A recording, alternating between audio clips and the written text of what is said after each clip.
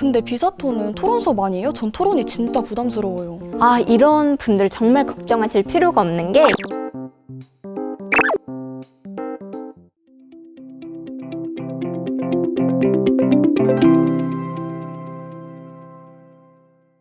안녕하세요.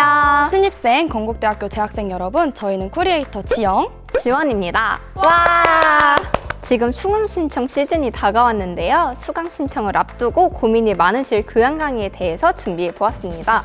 교양 강의들이 너무 많아서 저희가 다 소개해드리진 못하지만 저희가 소개해드리는 강의 말고도 재미있고 유익한 강의 정말 많다는 점 알아주셔야 돼요.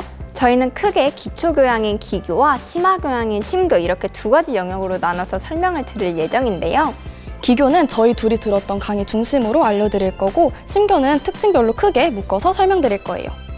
그러면 우선 기초교양인 기교부터 한번 알아보러 가볼까요? 고고고!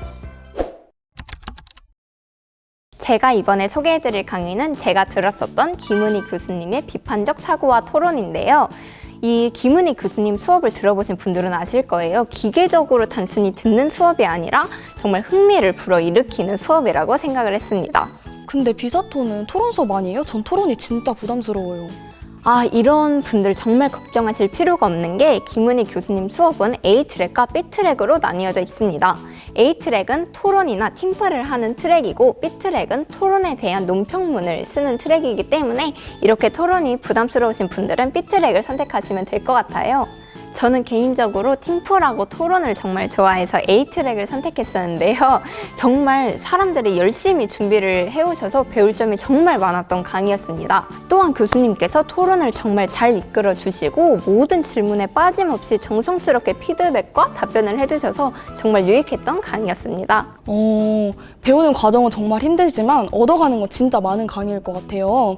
제가 다음으로 소개해드릴 강의는 문영인 교수님의 컴퓨팅적 사고입니다. 제가 이제 작년에 들었던 강의인데, 컴퓨팅적 사고는 교수님이 달라도 커리큘럼상은 크게 차이점이 없는 걸로 알고 있어요.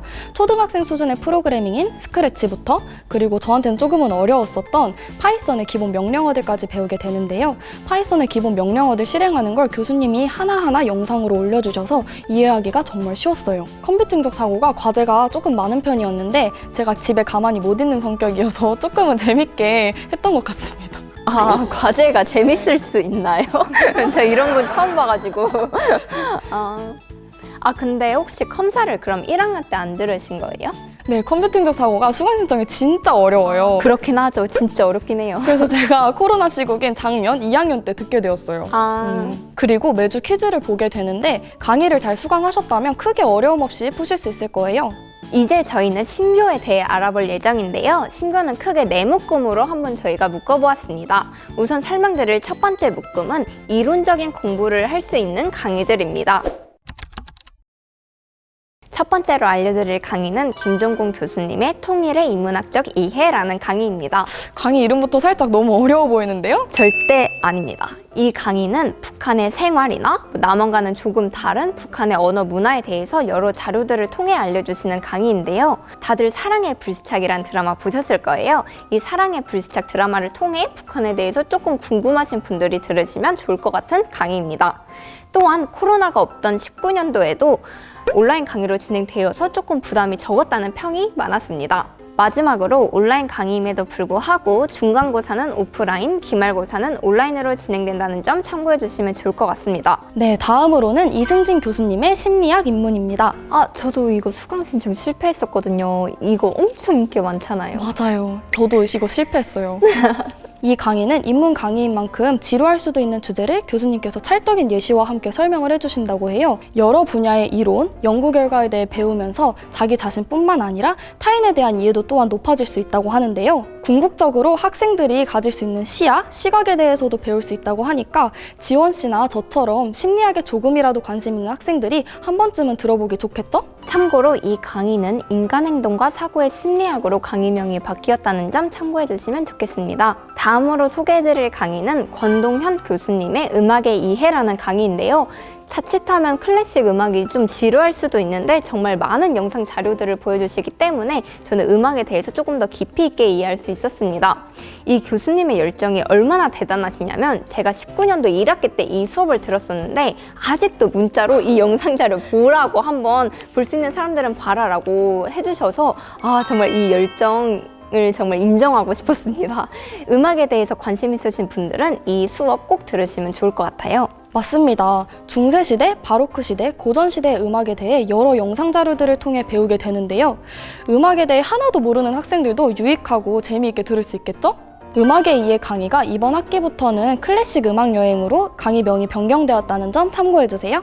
자, 이제 두 번째 묶음으로 실용적인 강의들에 대해서 한번 알아보도록 하겠습니다. 네, 첫 번째로 소개해드릴 강의는 송현비 교수님의 현대사회와 패션입니다. 이 강의를 통해서는 헤어 메이크업뿐만 아니라 패션 이미지와 퍼스널 컬러 등의 컬러 이야기, 스타일링까지 배울 수 있다고 하는데요.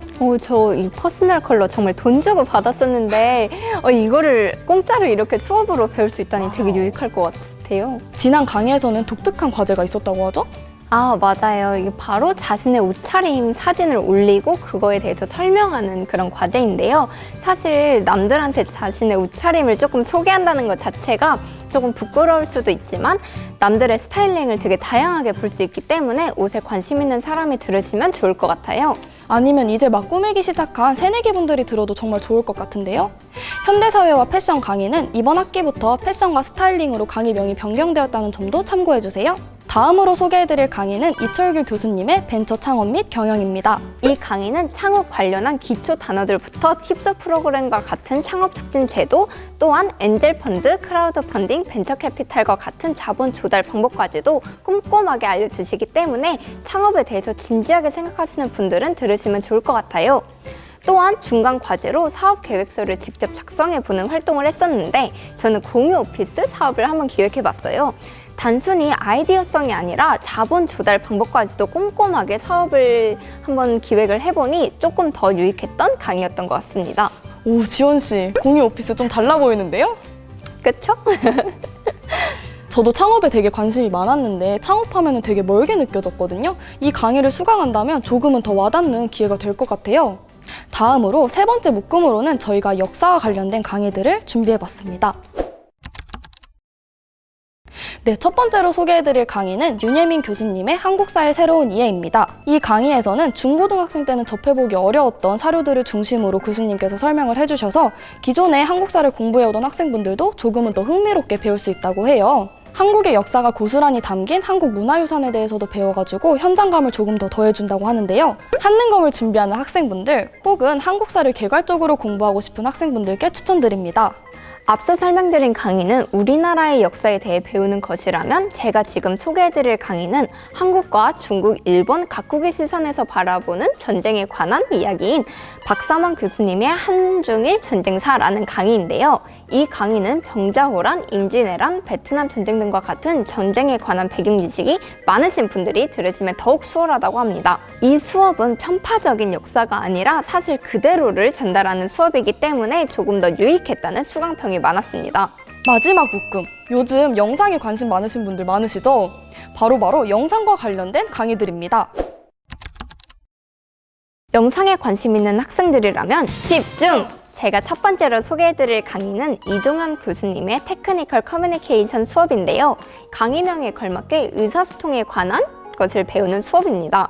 이 수업은 기말고사 과제로 영상을 직접 제작해보는 활동을 하는데 특이하게도 대면 수업을 하는 학기 중에는 팀플이 수업 시간 도중에 진행되기 때문에 팀플에 대한 부담감이 적을 것 같아요. 또한 영상 주제가 무겁지 않기 때문에 재미있게 영상을 제작하실 수 있을 것 같습니다. 그리고 PPT로 자기소개를 하고 팀플로 진행이 되기 때문에 조금 더 능동적이고 적극적인 자세가 필요할 것 같은 수업이에요. 네, 제가 소개해드릴 강의 또한 조금은 능동적인 자세가 필요한데요. 바로 이주연 교수님의 영화와 공연 예술의 이해입니다. 이 강의를 수강하는 동안 출발 비디오 여행을 보는 것 같은 느낌이 들 정도로 전반적인 영화에 대한 지식을 배울 수 있다고 해요. 초기 영화의 배경과 특징, 몇몇 영화들의 서사 스타일, 그리고 영화를 통해 알 수 있는 몇몇 사회적 문제들까지 배울 수 있다고 하는데요. 여러 작품들을 살펴보는 강의 구성으로 배경 지식을 늘릴 수 있는 기회라고도 해요. 영화에 관심이 많으신 학생들이 들으시면 좋을 것 같아요. 네, 이렇게 해서 두 가지 강의를 통해서 영상에 관련된 교양 강의들에 대해 알아봤습니다. 이렇게 마무리 짓긴 또 살짝 아쉽죠? 제가 또 마지막으로 알려드릴 강의가 있어요. 바로 조금 독특한 강의인데요. 여러 분야의 강연을 들을 수 있는 강의인 바로 상허 스콜라리움이라는 강의입니다. 한 분야에 대해서 배우는 것은 아쉽다, 여러 분야의 강의를 들어보고 싶다 하시는 분들께 추천드립니다. 이 강의는 페논페 강의인 만큼 성적에 대한 부담감은 살짝은 덜어도 되겠죠? 자, 이렇게 여러 분야별 교양 강의에 대해 알아보았는데요. 건국대학교는 이 강의들을 제외하고 더 재밌고 유익한 강의들이 많다는 점 알아주세요. 맞습니다. 그리고 학기마다 같은 강의여도 강의 계획서 변동이 조금은 있을 수 있다는 점 참고해주세요. 그렇다면 저희 쿠리에이터는 다음에도 더 재밌고 유익한 영상으로 찾아올게요. 안녕!